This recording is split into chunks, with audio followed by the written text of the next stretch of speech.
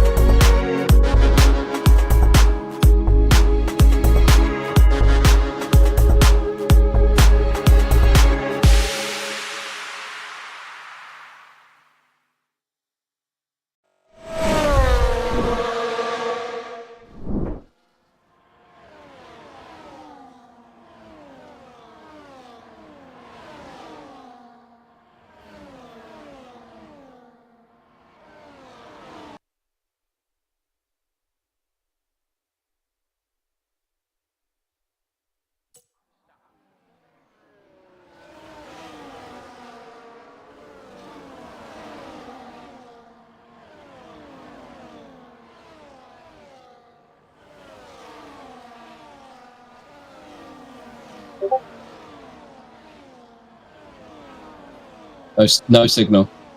Ah.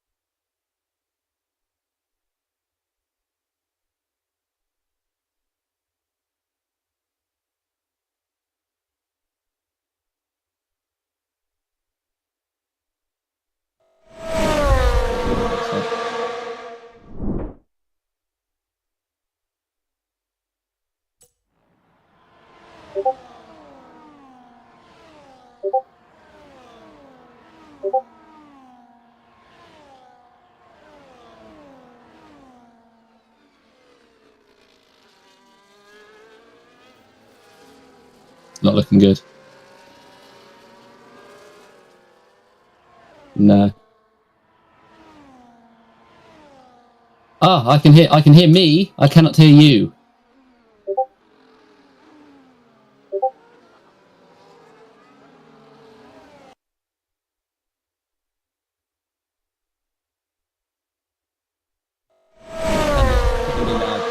If you can sort that out right now. Sorry about that, everybody.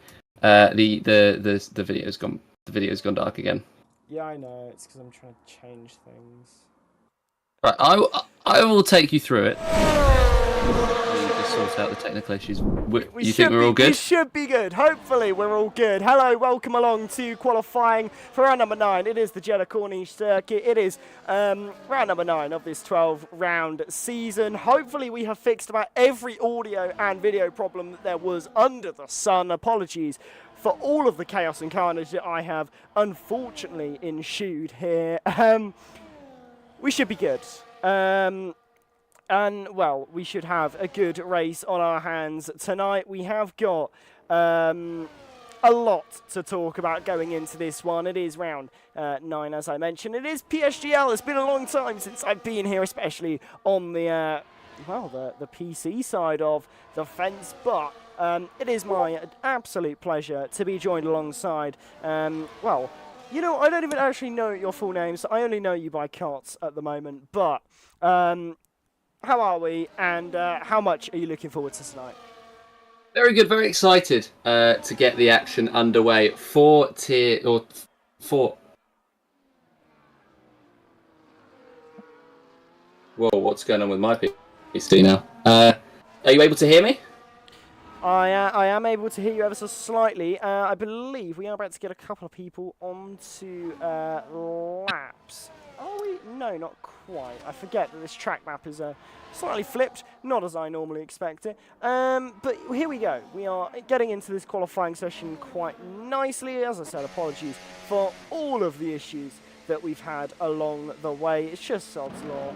Your first time in a little while, of course there's problems, but qualifying is now beginning to get underway nicely. We've got 12 minutes on the clock, and this man on your screen is about to begin his first flying lap of this session. 610 Lunha, the man who has swapped teams very recently. Not sure why my game has decided to absolutely kill itself. What is going on? I'm glad this is happening when we both get our one-off appearances in F2 this evening. But yeah, as you mentioned, Sixten Linhart, his first race for his new team, Thomas Angus Sim Racing, and he'll be looking for a good race. Jeddah's a great race, and it's one where momentum can take you through. And Sixten Linhart at the moment, he's looking like a man in form, and he's looking like he's going to try to capitalise on that as he heads through. Your game's crashed. What is going on? My game has crashed. Oh, can you drop me an invite? I am right. I can do. Nothing is going well. What? Well, I mean, we're getting it out of the way in qualifying. Nothing's going to happen. I'll take you through the action while Byron rejoins the session, which hopefully will be happening in the next couple of minutes. But yeah, Sixten Linhart coming around the final corner. He's going to set his first lap. Everybody is out on track at the moment. And the top 16, those who have set times so far, they are on their second, well, they're on their outlaps for their second flying run. Sixten Linhart up to the line. He's going to go into 6th place. 26.6, a good lap time so far. Is 1.5 tenths off of Angelo D'Ortenzio and Jerry Van Bussel. He will find himself into 16th place. Across the line goes Camille Stakura. He goes up into 6th. Yeah, there is indeed no signal. That is because Byron has been kicked out of the game. So we're going to try and get him back into it as soon as we can. I'm trying to take you through the action. In the meantime, just giving you a little bit of radio commentary, a little bit something a little bit different this evening. Byron, are you back in the game? It claims that you are. I am. I'm just gonna my controller's disconnected, which is not ideal. Give me 2 seconds. It really has. It's really everything going wrong today. This is not the ideal viewing experience, ladies and gentlemen. I do understand and sympathise. Apologies for all of the problems we're seeming to have. I'm just getting back into the lobby now. I'm just going to make a few settings changes just to hopefully prevent me getting kicked again. I've recently upgraded my PC, so that might be why. So hopefully we can kind of sort that one out. just a second and I will take you back to the action. Let's try and take you back to the action now. We've tried already to get this qualifying underway. It didn't go well last time. Let's try it again. Now, hello. Welcome to Trackside. It's Jeddah. I don't know how many times I'm going to have to do this intro because we seemingly have had problems at every step of the way. Yeah. It's gone back to the no signal and then it's popped back into the game. All right, lovely. Okie dokie. We are back, hopefully, with no more problems. I say that as the stream starts to buffer. I'm not sure. Why? Don't do this to me. Oh, Nelson Alves has gone first in the meantime, by the way. First driver into the 126.3s. I've got the stream up to see if we've got any issues. Mine appears to be absolutely fine. So I think we're good to go. We've got drivers heading into heading through their second runs. Nelson Alves, as I mentioned, he's gone up into provisional pole position, and you've got the two Veloci Academy drivers, Angelo D'Ortenzio and Gabriel Quintino, in second and third. Angelo D'Ortenzio, the current championship challenger, alongside Riccardo Benzoni. He invalidated on his second run, did the Haas driver, and he finds himself down in 6th place. Looking further down the grid, Liam Stevens is invalidated. Lilian Derbacourt is invalidated.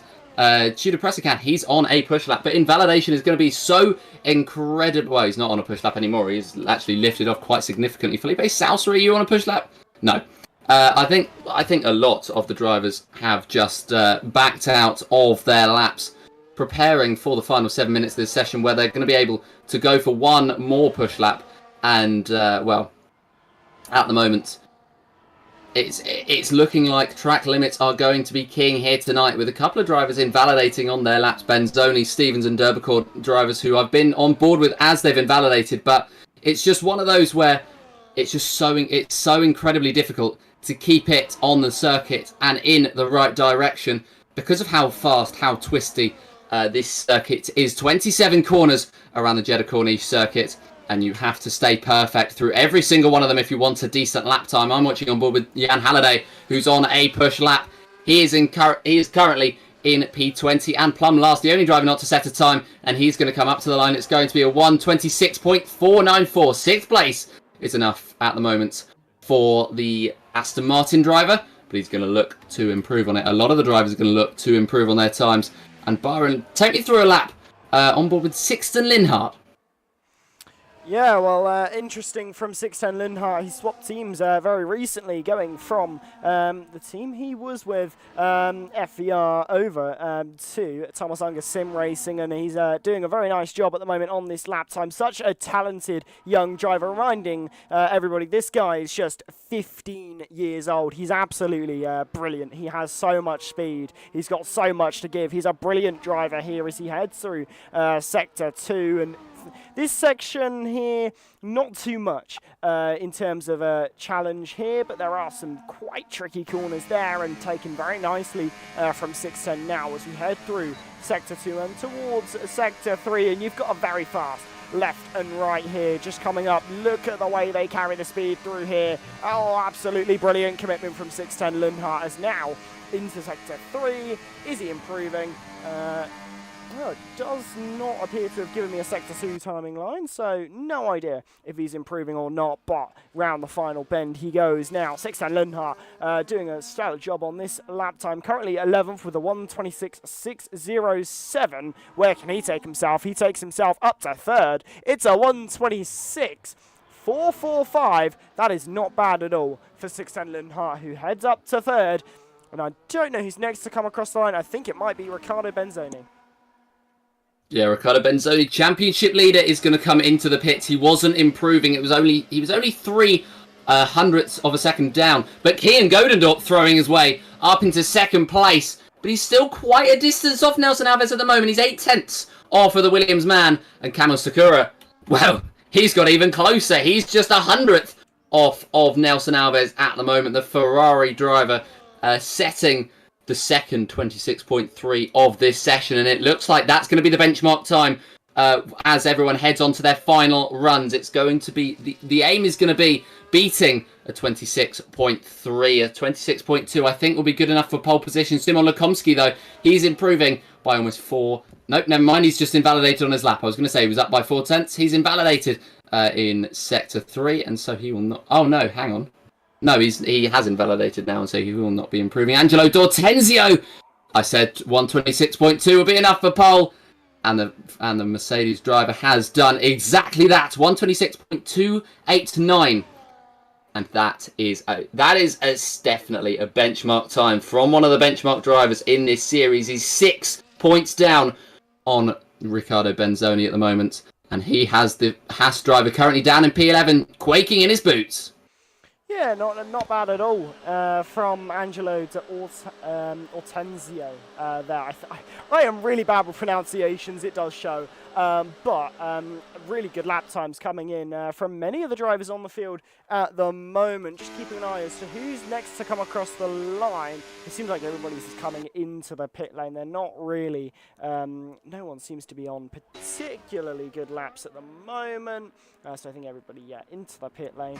And building up towards their third and final runs here in this qualifying session. And what a qualifying session it's been. We've had issues, we've had problems, and now we've got racing. And we're going to have quite a lot of good racing to come here tonight. We've got a lovely Grand Prix heading our way in a final couple of moments of qualifying to quench your thirst. And Gabriel Quinto is the man who leads us on to these final flying runs here. And, well, trying to do what he can do for Veloce Academy to try and set a good benchmark here. Remember, this being the best tier, other than the prestigious PCF1, these drivers have got a real statement to make. And, well, one pole is a very good statement, and especially at a difficult track like this. Not an easy track to master. Ben Marple's retiring from the session. He's not got enough time to make it out, I don't think, for another run, hence the retirement there.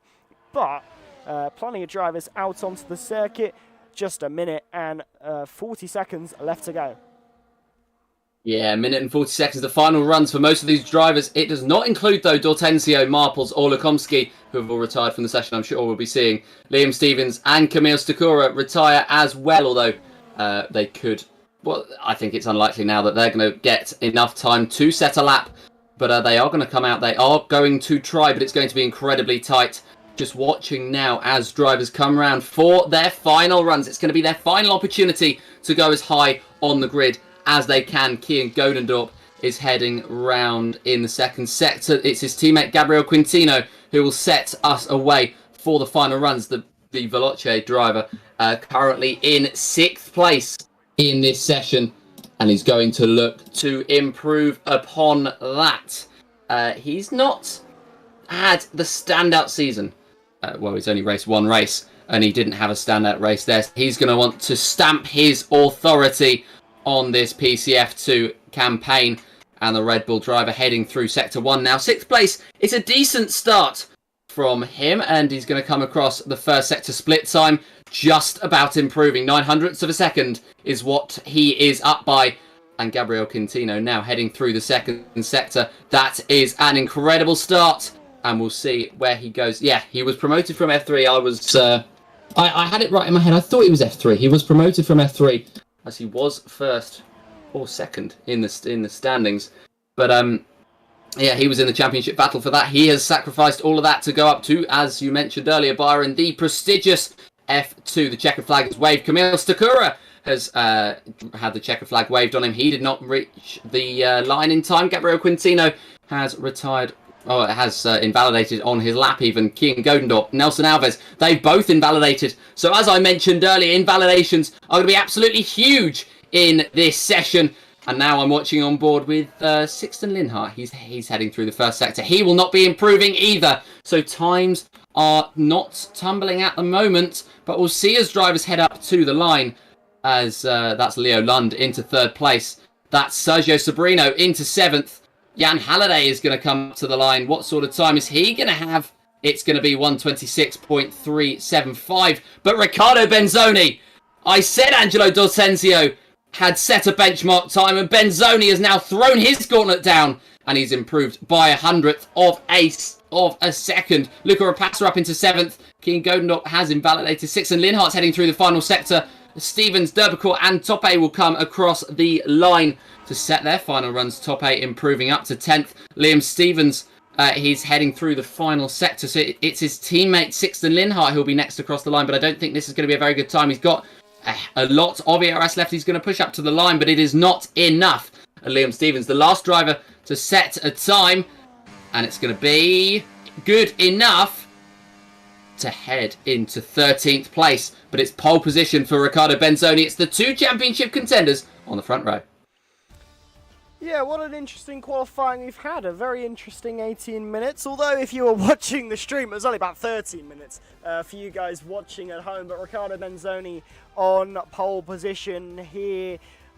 For the race, we will obviously have a lobby restart. Then you've got Angelo Ortenzio there in 2nd, Nelson Alves, Leo Lund, Camille Stachera there in 5th, Jan Halliday 6th, Luca Rapace, Kian Godendorp, Sixten Linhart, Tapei, Sergio Sabrino, Gabriel Quinto, Liam Stevens, Rishan Japers, Ben Marples, Lillian de Herbicote, and then you have Simon there. We will return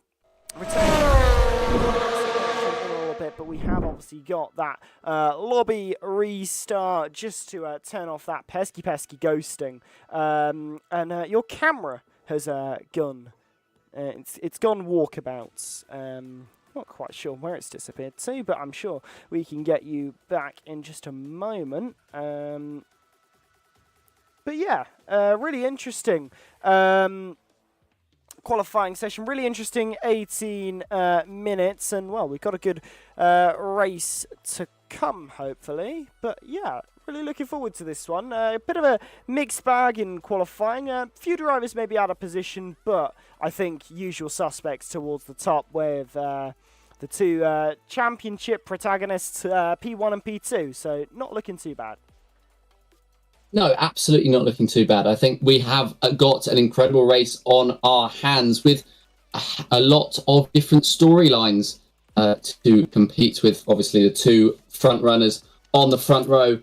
And you've got, for example, further back, the drivers who were in contention the last time we raced around the Jeddah Corniche circuit. You've got the likes of Jan Halliday and Nelson Alves, Kian Godendorp just behind the leaders. So it could be an incredible one in the end.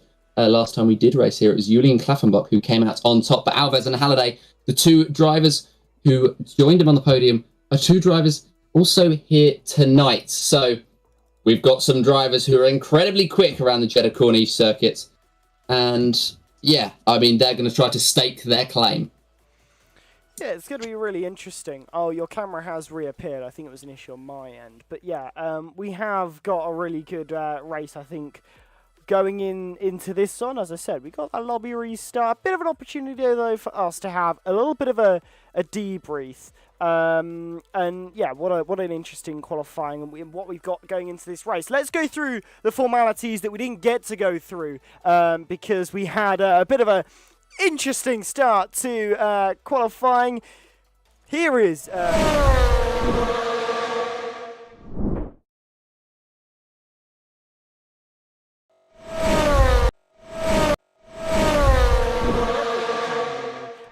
and that's not going to be great. So I'm going to fix that quickly whilst I show you the championship standings. It's Riccardo Benzoni who currently leads the field in terms of the championship standings, and I'm sure he'll be looking to extend that lead tonight. If he can, he will absolutely be doing it. And well, Angelo Ortenzio there in 2nd, not doing a bad job either there. Both of those locking out the front row, so both there to keep your absolute eye on tonight. But let's try that again. Let's have a little look at the calendar because I think I fixed it now.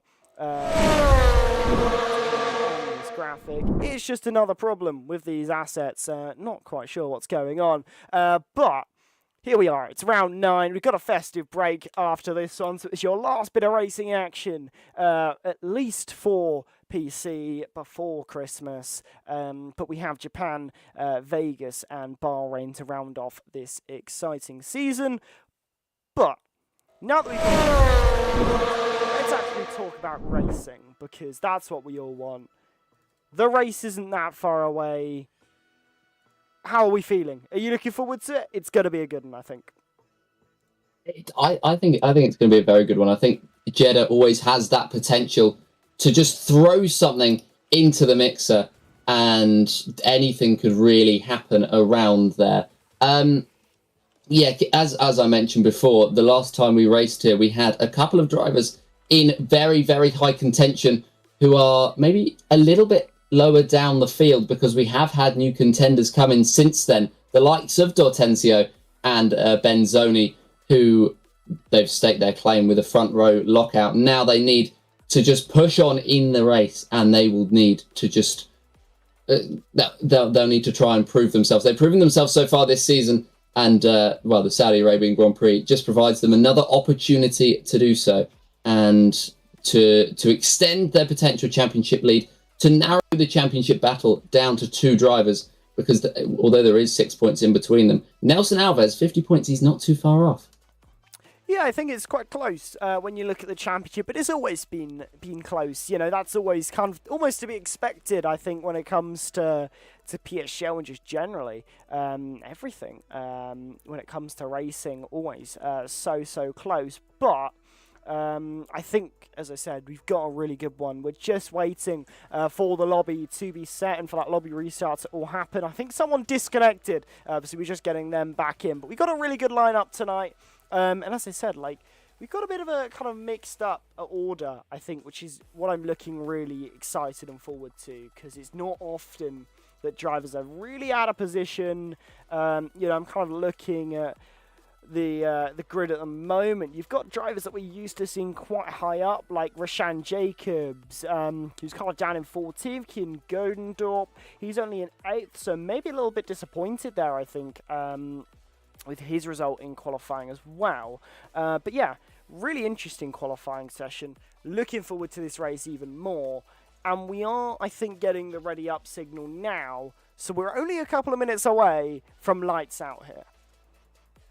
Yeah, I mean, lights out is going to start off an incredible Saudi Arabian Grand Prix. There's not many overtaking spots. And as you say, drivers out of position, they're going to go for moves. Maybe where they're not invited.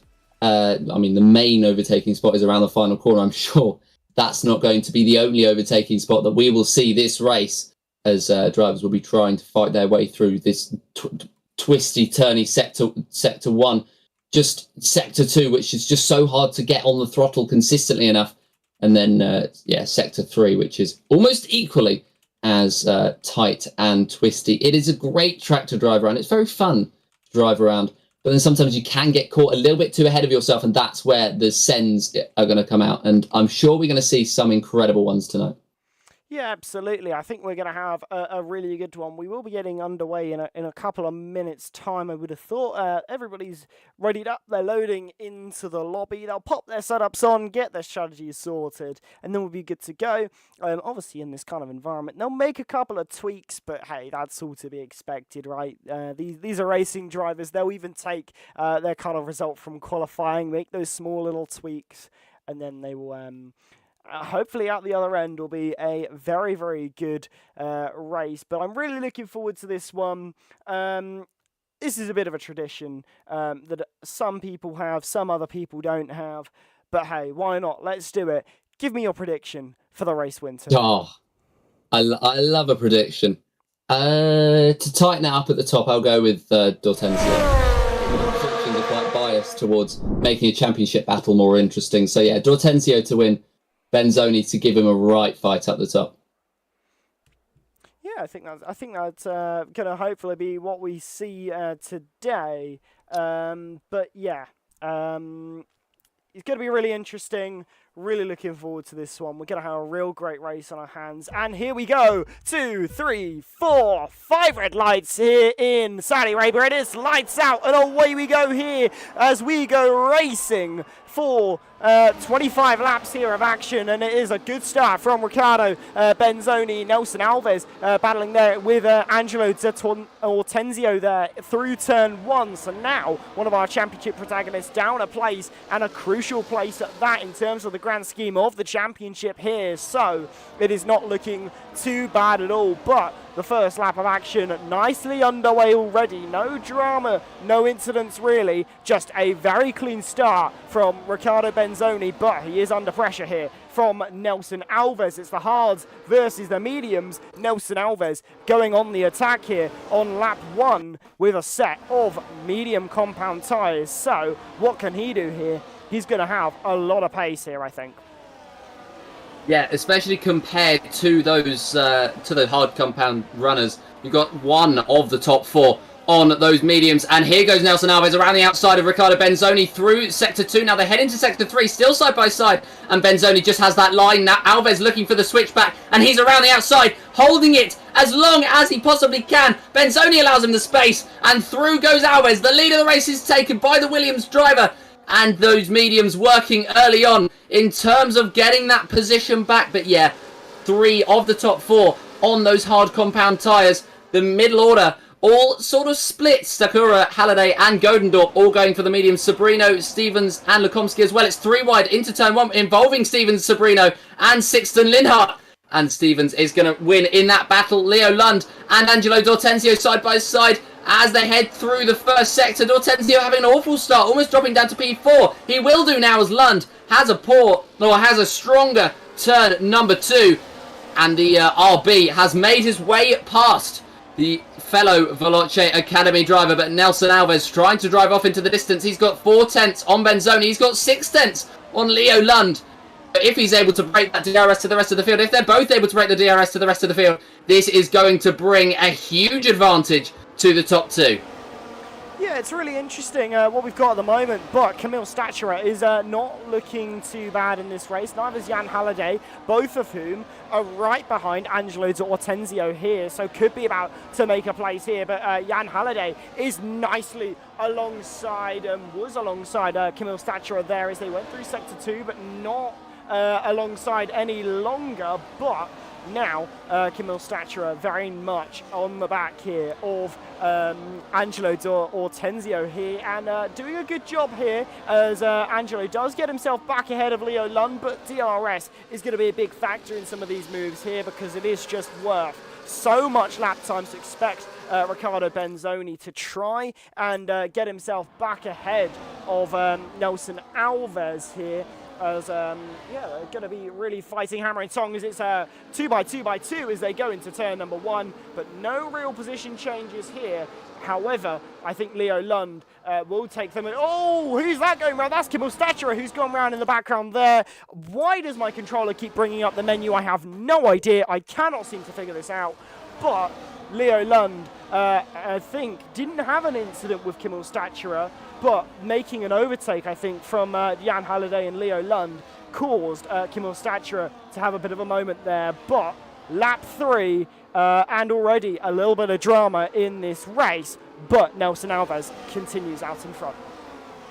It looks like Stachura had a spin, and he just collected Guy and Godendorp. They're both missing their front wing end plate, which at a track so tight and twisted will have a huge effect on their cars, and they'll be desperate to they'll be desperate for some sort of safety car or something like that to bring them back into the race. 6.4 seconds and increasing down at the rear of the field. Looking back up to the front though, Jan Halliday is closer than ever to the rear of Angelo D'Ortenzio. The Aston Martin has the DRS open, so does D'Ortenzio, but he doesn't have the benefit of that stronger slipstream, but he's got that better straight line speed, and the Mercedes has been able to break away just a little bit, just enough for Halliday to fall back. It's DRS train, it's straight line down onto lap number 4 of this race, and Jan Halliday pulls out, maybe for a move, maybe not, as he tucks back in, but drivers looking for moves as early as lap 4 already, as there is a train of the top 10. Then Gabriel Quintino in 11th, he's lost DRS, so the points finishers currently, as it stands, have a huge advantage over the rest of the field. And they'll be hoping it stays the same, 1.4 seconds between Linhart and Quintino.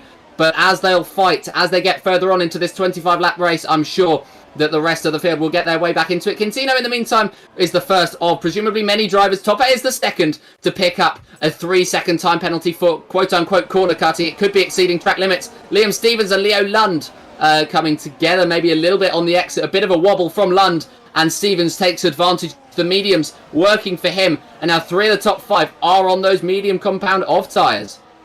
Yeah, it's really interesting at the moment what we're seeing in this race. Jan Halliday is really applying the pressure at the moment onto the back of Angelo De Ortenzio here, who obviously lost and fell a few places at the start, but now getting into the point where in a couple of laps' time, the hard tyres will be a little bit faster than those on the mediums, but Jan Halliday down the inside here of Angelo De Ortenzio here, trying to make that move. They'll both have DRS down the straight here, so it's going to be a drag race down towards turn 1, but surely you would have thought Angelo's going to win this one out, as he's going to have the slipstream there of the car in front, but settles in behind, and Jan Halliday up to 3rd, and now immediately on the back of Riccardo Benzoni. So doing a really nice job at the moment, Jan Halliday, as Liam Stevens has fallen back down to 6th, but the medium tyres definitely still the faster tyre at the moment, but they're going to have a little bit more hurt later on in this race, no doubt about that one. But as things stand, Nelson Alves out in front comfortably, but not exactly by a country mile, followed by Riccardo Benzoni, then the man on your screen, Jan Halliday, who's trying to make that move up onto the second step of the podium, and then Angelo De Ortenzio and Leo Lund there rounding out your top 5. So yeah, looking very nice at the moment. Not many moves, but when they are made, they are very meaningful moves. Yeah, they're moves where they are moves where they are sending it. They're not accidental moves at all, and they are moves that are set up over a number of laps. I think it's going to be very interesting to see because, well, those mediums are going to fall off within the next few laps. I think laps 7, 8, 9, 10 we'll be seeing drivers in 7 if they want a massive undercut. Liam Stevens getting back past Leo Lund, but Lund side by side into turn number 1. They're going to go wheel to wheel as Halliday looks for a move past Riccardo Benzoni into P2, and he makes that move. It's 2x2 Noah's Ark as D'Ortenzio and Stevens are side by side as well. The hard runner just holds on to it in that Mercedes, and it's a huge fight between 2nd and 6th at the moment, and Nelson Alves will be loving it.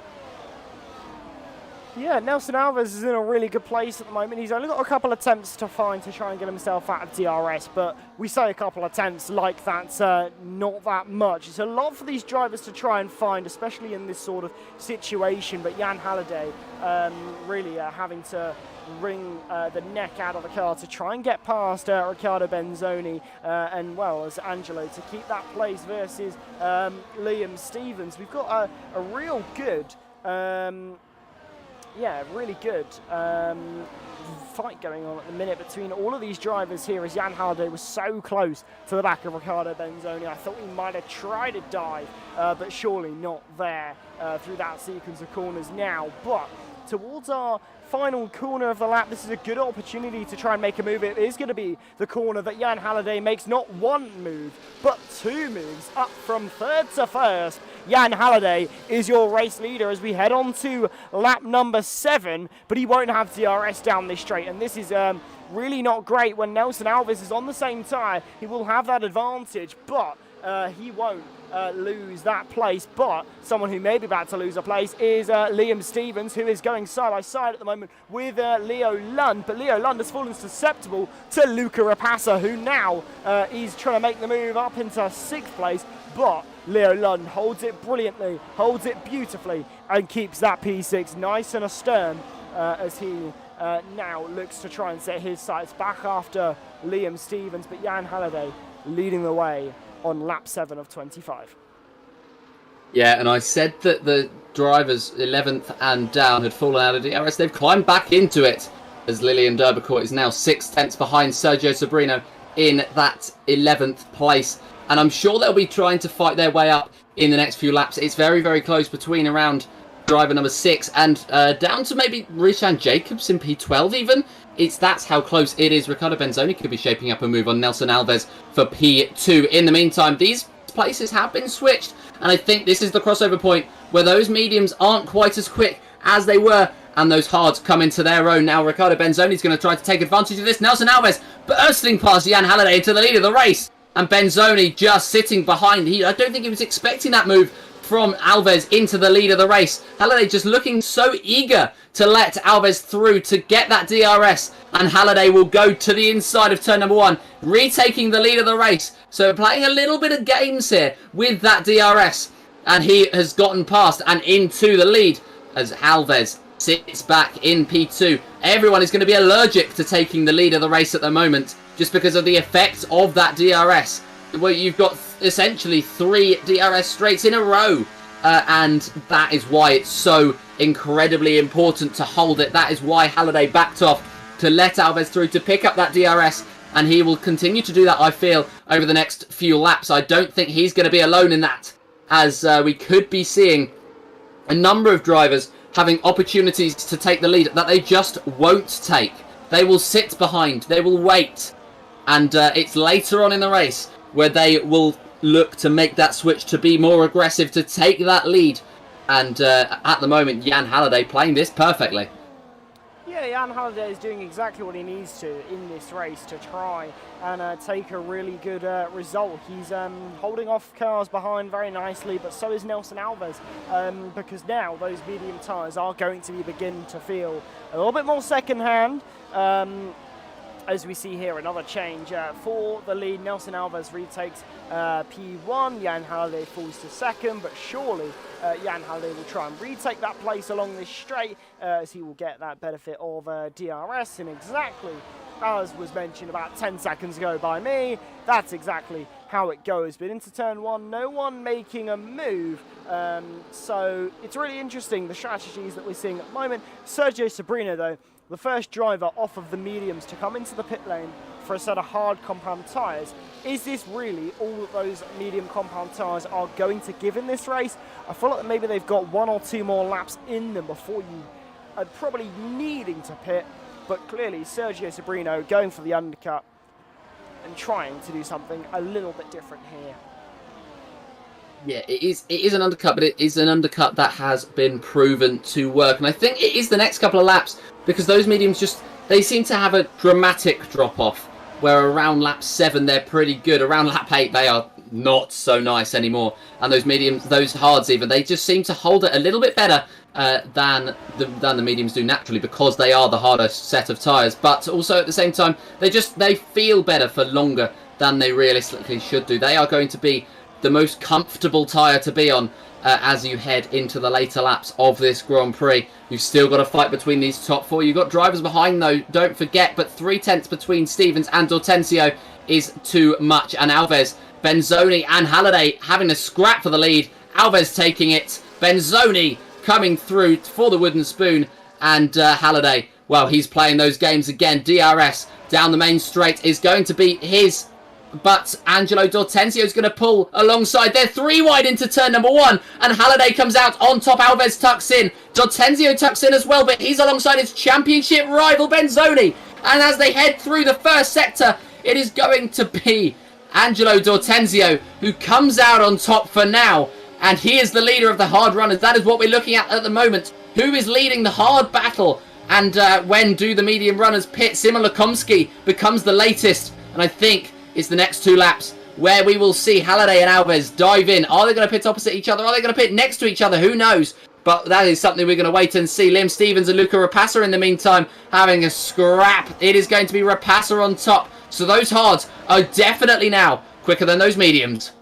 Absolutely, the hards are really beginning to look like the tyre to be on, as we see Nelson Alves struggling a little bit more here, as Angelo D'Ortenzio is really going to want to make this move, get himself a car in between himself and his championship rival, Riccardo Benzoni, who's in behind him at the moment. If you can get a car between you and your rival, that is absolutely ideal. But Riccardo Benzoni may have to do more looking behind than he is in front, because Leo Lund is absolutely trying to lunge around the outside. Can he manage to make it work? Riccardo Benzoni sticks to that inside line. He's held it well, held it nicely, as now a couple of drivers into the pit lane. It is a couple of drivers. It's Jan Halliday, it is Nelson Alves, it's Liam Stevens into the pit lane off of their medium compound tyres onto the hard compound tyres, and now Angelo De Ortenzio and Riccardo Benzoni very close as Leo Lund and Luca Rapassa.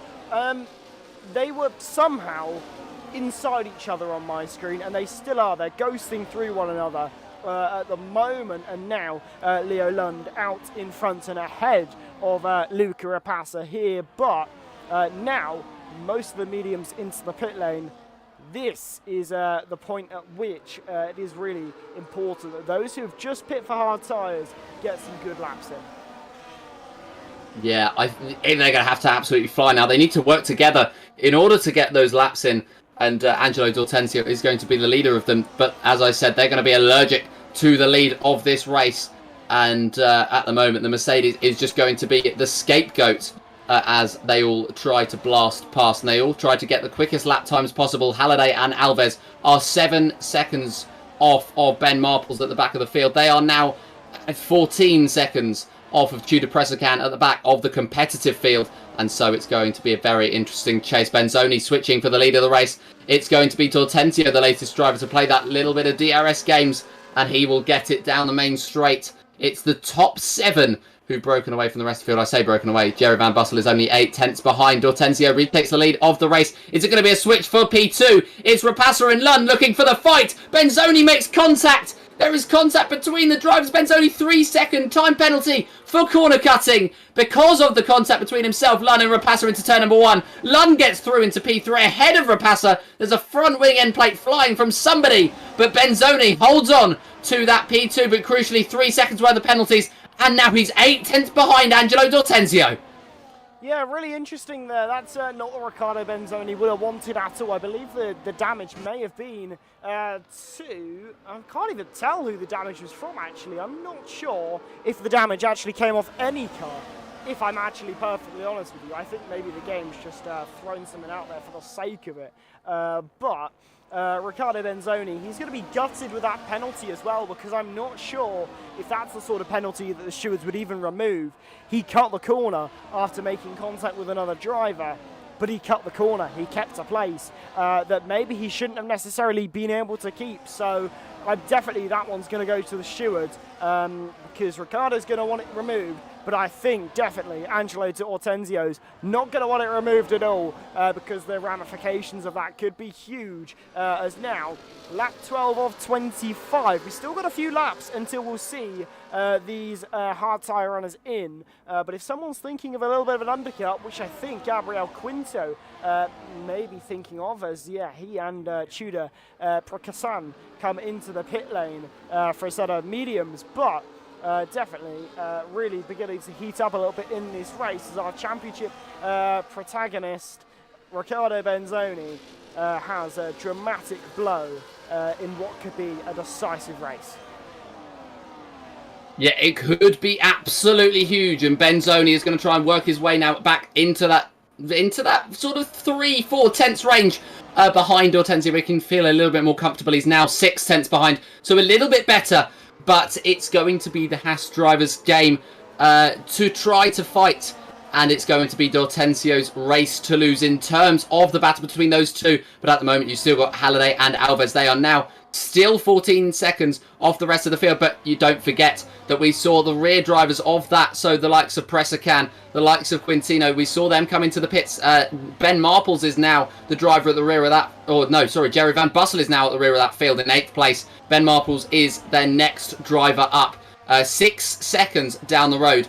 But I think as the tyres warm up, they're going to get a little bit quicker and a little bit closer to the front of the field. They're just going to edge those gains out, whether it's 3 tenths one lap, 5 tenths the next. It's going to get ever closer to the top of the field. Benzoni and D'Ortenzio, they're going to pull the trigger. In they come to the pits, and the two leaders are now in the pit lane, and they are making a very early switch from those hards onto the mediums. Yeah, it's an earlier switch than I think would have been expected, but they're losing a lot of time. If you look at where Gabriel Quinto and Tudor Prakassan came out, they came out 16th and 17th, behind all of the hard tyre runners who go by on the left-hand side of your screen now. So it makes sense for them to pit now, because otherwise they're going to lose more time and more places, and they can't make up places and make up time too easily if you've got about 10 cars to try and overtake in the process. But one thing I have noticed, Kian Godendorp, Camille Staturer have both had an incident. There's a safety car on the road. This is huge because Angelo and Riccardo Benzoni were the two drivers who pit and are the two drivers who have been absolutely mugged through that, because now they are in an absolute terrible position, because those who are all the way from 1st to 9th have got a nice and easy opportunity to come into the pit lane. And, well, if you're between 1st and 6th, you're not going to lose any places. So very nice for those in the top 5, but not so great for Angelo Di Ortenzio and Riccardo Benzoni. No, it's not great if you're the two championship leaders, but if you're the likes of Leo Lund, Luca Rapassa, you are absolutely delighted with that. Luca Rapassa looking for his second victory in 3 races. Leo Lund looking for his first this season. And in comes Lund, in comes Rapassa, in comes Linhart. Yeah, they're all going to come into the pits now, the top 6 who hadn't pitted before. And they will be making that switch a little bit earlier than you'd expect, but under that safety car, they're not going to have much wear, and this is an incredible time for them to come into the pits. Who's going to come out in the lead, though? It looks like it's going to be Leo Lund who's going to continue in the lead of this race. Luca Rapassa in second, but where is Jan Halliday? He is heading down the straight, so is Alves. They are going to be out ahead of a couple of the drivers in this train. That is Halliday ahead of Derbacourt. Alves just behind, so the Haas man is now squeezed in between the two who looked so incredibly quick early on those mediums. They made the switch onto the hards. They hadn't had the advantage that they expected to just yet. That was coming in the next few laps, and I'm sure it will be coming as the safety car gets going again, but also those mediums are going to be spicy. Yeah, these medium tyres that are going on for Lund, Rapassa, Lundhart, Herbecourt and Jerry Van Boosel, really going to be great for them. It's so disappointing for Angelo Di Ortenzio and Riccardo Benzoni, 10th and 12th. They have really not got a good hand in this race, but you get bad hands sometimes. This is just the way that racing goes. They've got a bad hand today, but it could all change next time out when we go to Japan. So, it really is a case of sometimes you can't win them all. And unfortunately, for Angelo Di Ortenzio and Riccardo Benzoni, they've not won today at the moment. It's down to them to see what they can make of this, because they've still got, if we have 1 or 2 more laps under the safety car, they've got 8 laps to try and get a good result here. And they absolutely can. They could easily get a top 5 out of that, but it's as to how aggressive they be, because with a championship on the line as well, one mistake could make their challenge and chance come crumbling down in an absolute heartbeat. And D'Ortenzio, he's still in the points, so it's still got something out of this race at the moment. He gains 1 point on Riccardo Benzoni, who sits in 12th with a 3-second penalty. That penalty that he could have worked off if they stayed right at the top of the field. It's a little bit more grating for the Haas driver, and he will be desperate to get going. And I think we'll be seeing some incredible moves from him. As I said at the start, turn 27, the main overtaking zone, turn 1 as well with the DRS. He's not going to be able to play the games that we saw Halliday and D'Ortenzio playing earlier on. He's going to have to be a little bit more brutish about it as he works his way up the field. He's now in P12, and yeah, he's got Lukomski between himself and his championship rival, even Stevens and Sergio Sobrino, ahead of both of them as well, and they're going to be looking to get past the hard runners as soon as they can.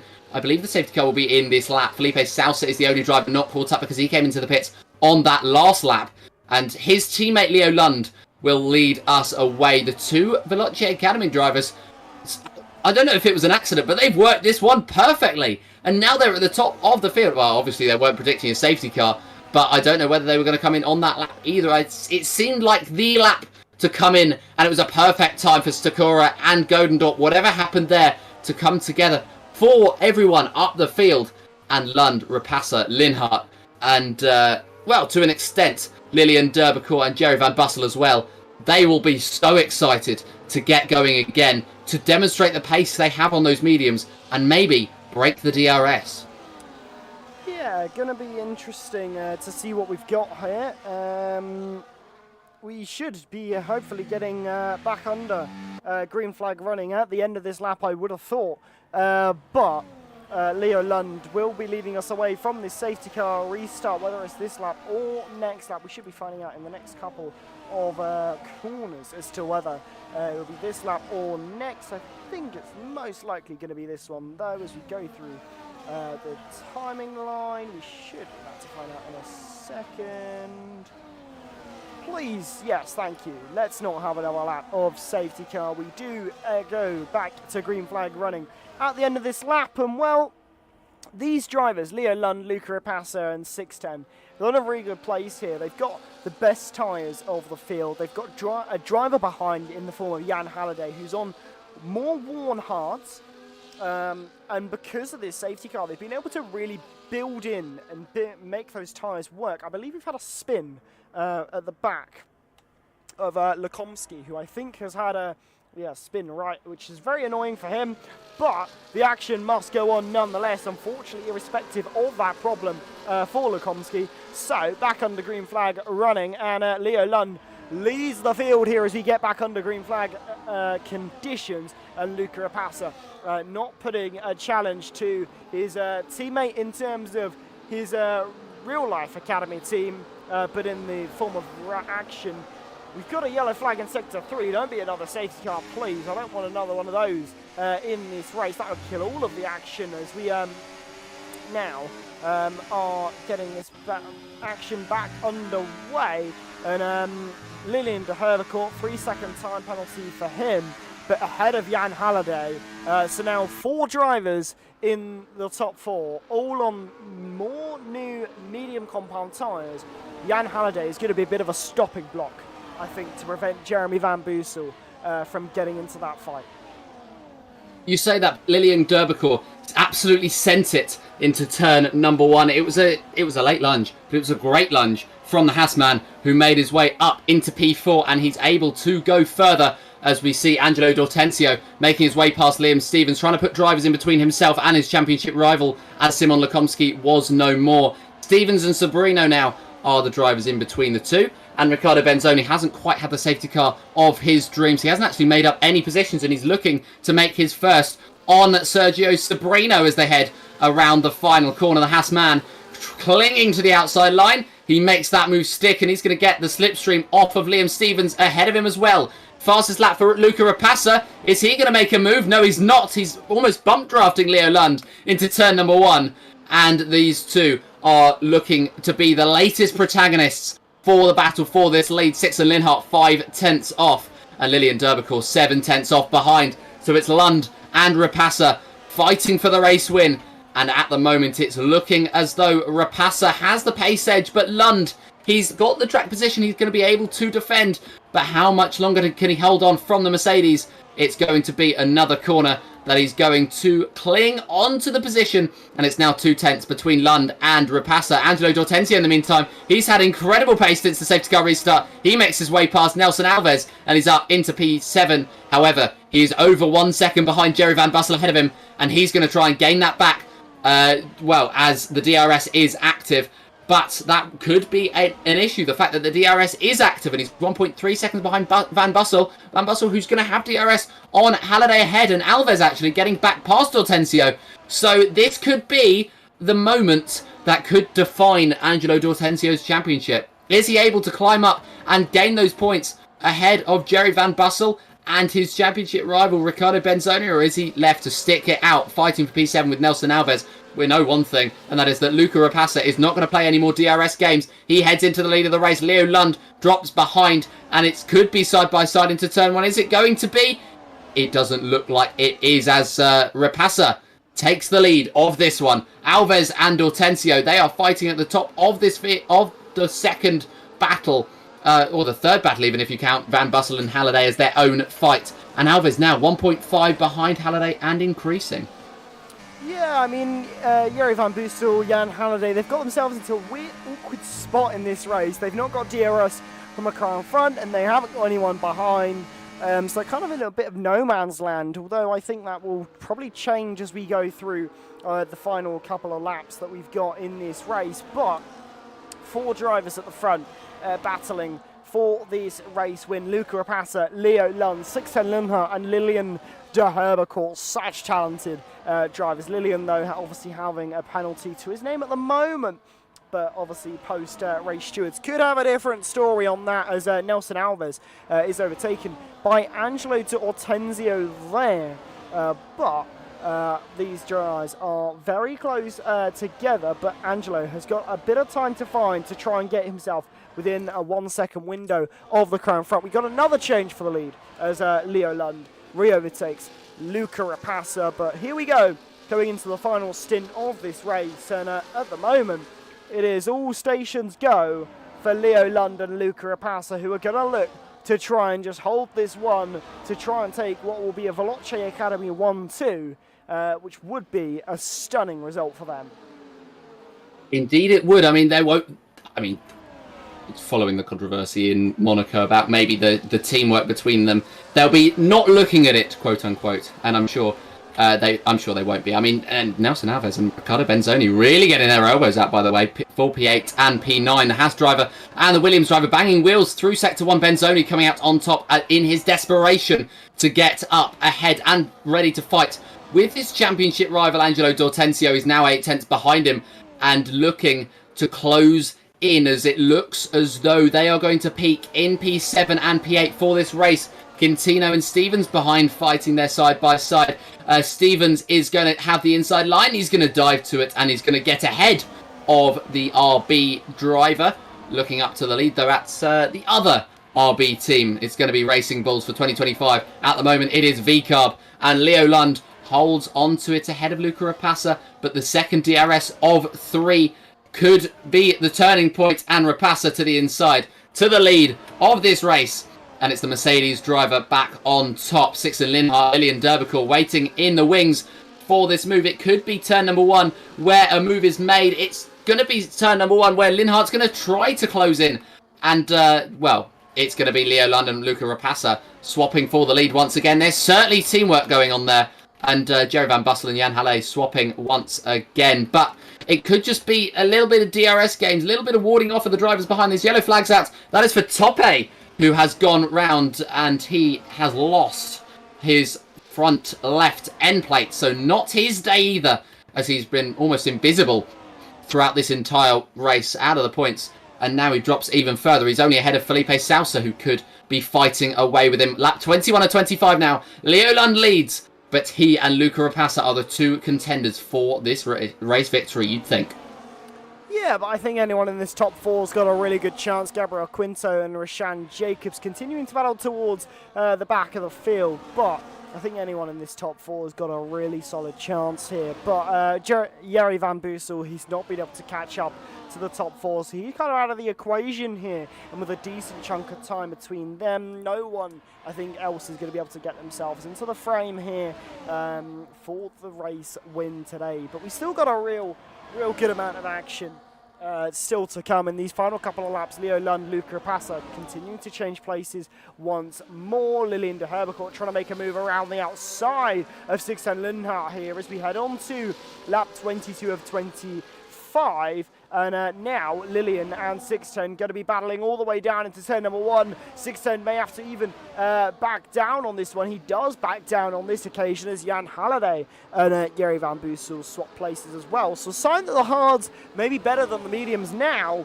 but is it too little too late for Jan Halliday, who I don't think is going to have much pace left in the tank to try and chase after the top 4 and make a place or move as Tepe once again into the pit lane, changing the compound of tyres that he's on. But yeah, I think at the moment it is a 4-horse race, and with Lillian's penalty, you may as well say it's a 3-horse race for the win here. But anything can happen between now and the checkered flag, and anything will happen if you love it. Yeah, and, well, something has happened in the meantime.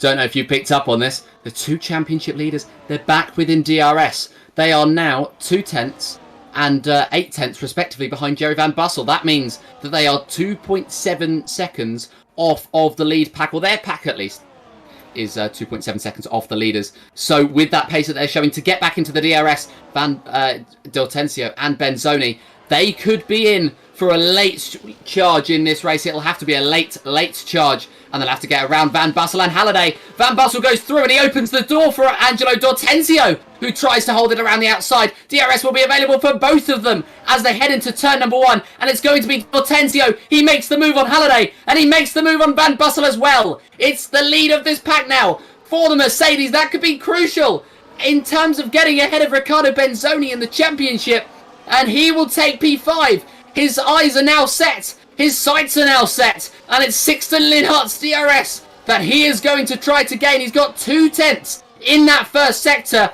And you sense that this fight is not over.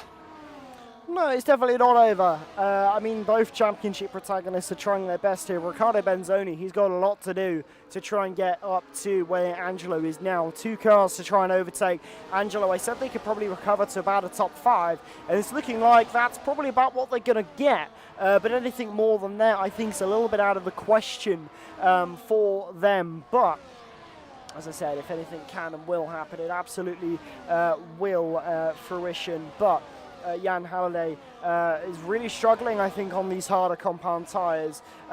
We thought that maybe the mediums would have gone off by now, but they seem to have held up a little bit better than it did for those who started on them in that first stint. So not been ideal was Jerry Van Bussel ahead of Angelo D'Ortenzio once again. So now only 1 car separating the 2 championship leaders. However, that's all obviously subject to change. Ben Marples, Liam Stevens battling there in the background over 11th and 12th as Angelo retakes 5th. And these are crucial points, very crucial points for both of these drivers. They need to try and take every point that they can between now and the checker flag, as I believe Lillian and Leo Lund are very close to one another, and could be set for a move between these two as the gap between P1 and P2 does just grow ever so slightly, now sitting about 6 tenths of a second. Leo Lund has got a little bit of time to find to keep within that 1 second window. Yeah, and don't forget that Lilian D'Urbercourt has that 3-second time penalty. That will drop him at the moment behind D'Ortenzio, Van Bussel, Halliday, I believe Benzoni and Alves as well. So this could be on track a good result from the Haas man. But off track, it could get a lot worse, although Benzoni with 3 seconds, he will drop further down the field. But yeah, not a good day penalty-wise for the 2 Haas drivers, and I'm sure they'll be looking to contest those penalties in the stewards' room. At the moment, though, Luca Rapassa leading Leo Lund by 4 tenths, and Leo Lund will be looking over his shoulder more than forward. Lilian D'Urbercourt has demonstrated in this race that he is not afraid of being desperate to make a move. He's not afraid of that 3-second time penalty, and the latest move could come now around the outside of Leo Lund around the final corner. D'Urbercourt is going to try to hold on. Lund's going to give him a right old squeeze, and he's touching the wall as they head down the straight. They could both get past Rapassa. One on the inside, one on the outside. Rapassa squeeze to the middle. D'Urbercourt on the outside. Lund on the inside. Lund holding onto it. Off the track goes D'Urbercourt. Rapassa is just a passenger in this one. It's going to be 3 wide still. Sixten Linhart can't even find any space on the track to get involved. And D'Urbercourt takes the lead of this one for the first time. Leo Lund and Luca Rapassa so close together. Rapassa desperate to get back past, to get that lead back on this final lap. He's got a fully RS tank and he's not afraid to use it. Leo Lund clinging on, but Rapassa just sitting in behind. He will wait till the first of 3 DRS zones. We've only got 2.5 now in this race, lap 25 of 25, and Lilian D'Urbercourt has a wobble on the exit. Through goes Lund, through goes Rapassa. Sixten Linhart forced to sit behind. So now it is a 2-horse race for this face victory, and it's between both the Veloce drivers, Lund and Rapassa. Lund leads, Rapassa in second. D'Urbercourt still trying to fight his way forward, and Linhart just waiting to pounce on a mistake, to pounce on maybe a little overzealous move. Leo Lund continues to lead. He's got one more braking zone to go, and the Veloce Academy drivers are side by side. There is no love lost, no teamwork between these two. It's 3-1 into the final corner. Derbical still holding on to the inside line, but it's yellow flags out. But who cares? It's a week until Christmas, but it's going to be happy holiday for Luca Rapassa. It's 3 wide, almost 4 wide for second place. Sixten Lindhardt in the end, picking it up under a tenth ahead of Lund, ahead of Angelo Dortenzio. Jan Halliday coming from nowhere to pick up 5th. Dortenzio coming from nowhere to pick up 4th. And I sense if there was one more lap, it could have been the championship drivers in with another fight for the race victory. But in the end, it was taken by Luca Rapassa. Wow. Luca Rapassa, you can't say he wasn't out of the question there. Shout out to Sixten Lindhardt. I'm pretty sure this is his first podium in PCF2, but definitely his first for the season, and one that he is not going to remember. Remember, this guy is 15 years old. He is so fast for where he is in terms of pace. He's absolutely insane. I've had a good chat with Sixten Lindhardt before. He's such a pleasure to talk to as well, but what a win for Veloce Academy, and what a result generally, I think, for the team today. But the championship ramifications out of this one, they are huge. Riccardo Benzoni, a 3-second time penalty. That will take him very far down the order, but your full race results in just a couple of seconds' time. But it is no doubt a very interesting final race result here.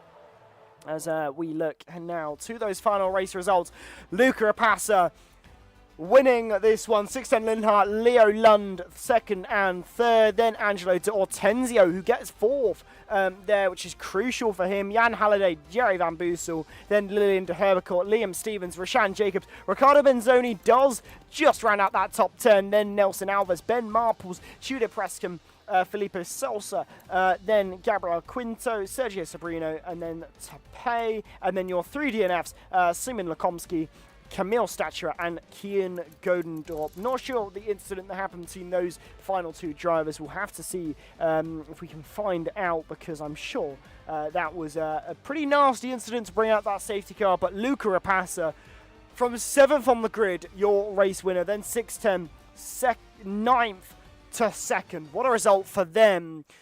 But let's debrief that in just a moment time. Let's begin that debrief, because what a race it was. What a dramatic race it was. And you don't get many more races that, are crazy like that. No, it was just absolute chaos from almost start to finish. I mean, as soon as that safety car came out, I just thought, wow, this is going to be action for the rest of the race. Indeed it was, as the hard runners actually put up a pretty decent fight. The likes of Jerry Van Bussel and Jan Halliday they put up an incredible fight for that lead in the end, or for the lead of their respective battles, as the hards didn't fall off as much as I thought they would. And then it was just the medium runners fighting their way through. Dortenzio and Benzoni, where did they come from to come up at the end of that race? Dortenzio picking up 4th place. That is a crucial 8 points that he's going to take home now. And I believe he's now taken, provisionally at least, the championship lead. Yeah, it's really interesting.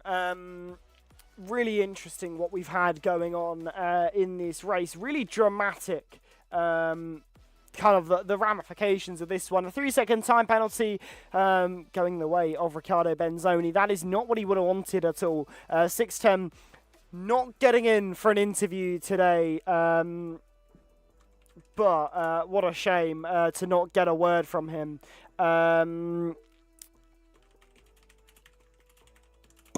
Going to breeze off into the sunset. Just going to congratulate him on the podium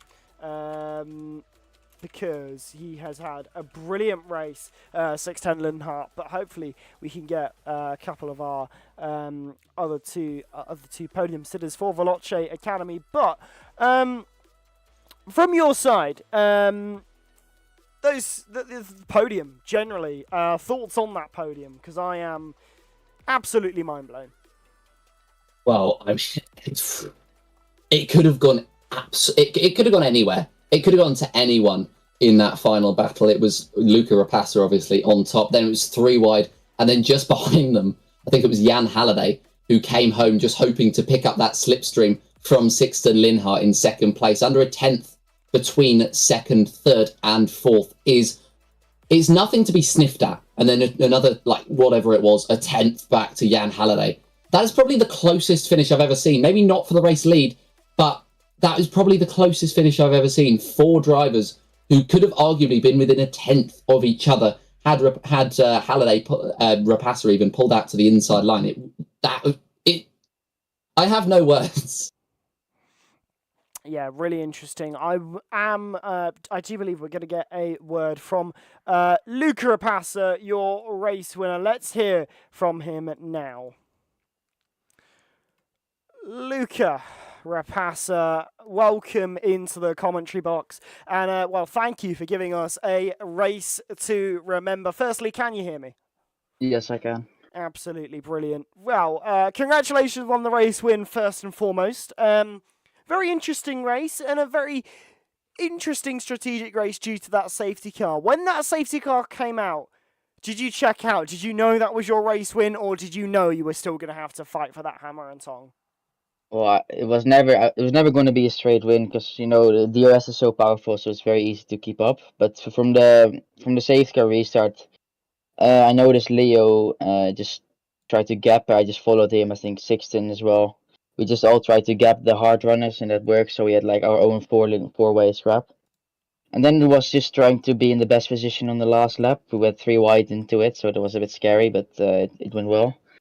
And got lucky with the DRS, and then could overtake Leo, which is good.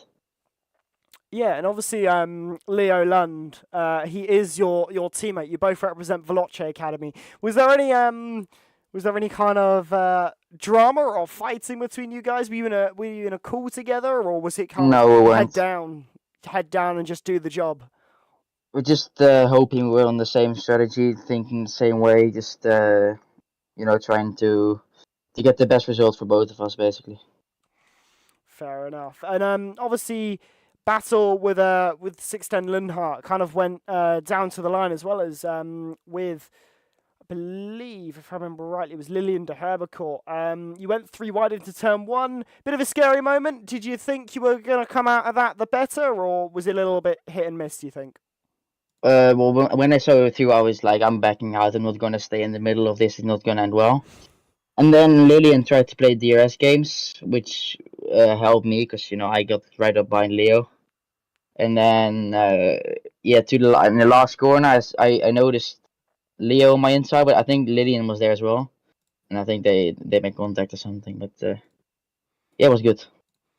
Any questions from you, Jay?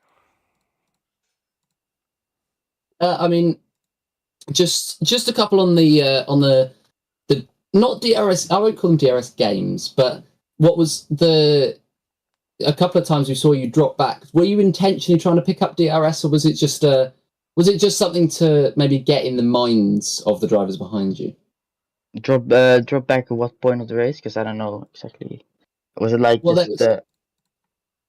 there was a couple of times where heading into the main straight, we saw not only you but a few drivers just slow down a little bit. Yeah, that's just to just basically stay in the position you are, because being second or maybe even third is way better on the track than leading. Of course, they had like 3 DRS zones back to back, so if you're first, you're screwed over because you got to use ERS, and it's not gonna be good.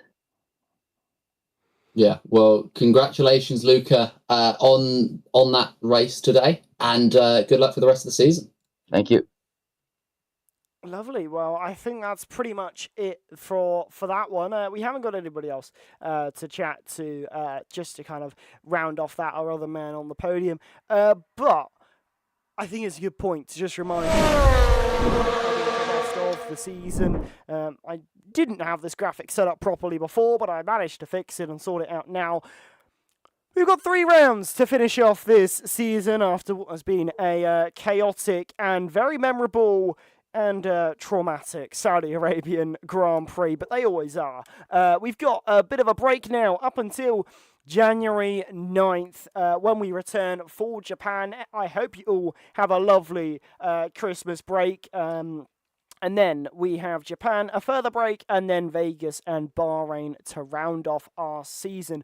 I believe we do have PlayStation still kicking off Monday next week. So I believe we do still have one more race for the season, although don't quote me on that. It's been a little while since I've even looked at the calendar for PSGL, so I could be wrong on that one, but hopefully if you do join us for that, we have a very nice time there for PlayStation. But that's pretty much all she wrote for this round of PSGL. To finish off what has been an amazing and very memorable season. We've still got a championship on the line, and it is just heating up more and more every round. But until next time, when PSGL returns for round 10 Japan, bye-bye.